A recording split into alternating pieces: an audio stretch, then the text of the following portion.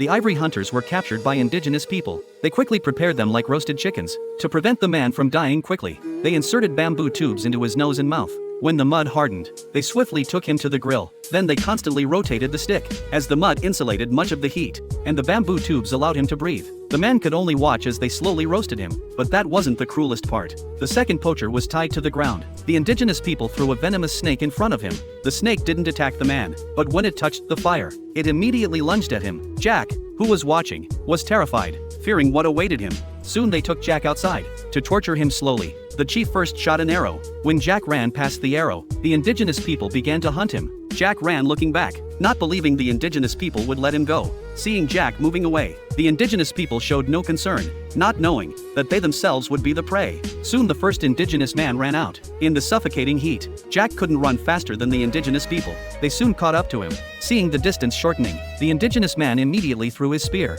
Luckily it didn't pierce Jack.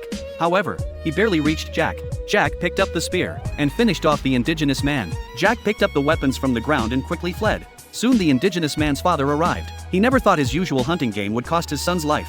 Soon a second indigenous man arrived. Looking at his companion's body, he furiously chased after Jack, swearing to avenge his fallen companion. When he was about to catch up to Jack, he suffered a sudden attack and fell to the ground, dying instantly. Jack finally had a moment to breathe. He hid in front of a hill, making a pair of improvised shoes, while not knowing where to go. Suddenly he discovered something on the ground. It was a giant snail, although it contained many viruses. After so long without eating, he could no longer worry about that. He broke the snail's shell with one blow. Then he put the snail in his mouth, fighting back nausea as he chewed. After eating, Jack didn't forget to clean his teeth. Unknown to him, a third indigenous man found him nearby. The indigenous man discovered footprints on the ground. He soon deduced Jack's position and ran quickly toward him. Fortunately, Jack discovered him in time. As he prepared to flee, he passed by a cactus. Jack punctured small holes in the cactus. A white liquid flowed from the holes. The indigenous man arrived and saw it. He deduced that Jack was nearby. Then he saw a pair of shoes. He approached cautiously to ambush, but Jack appeared behind him,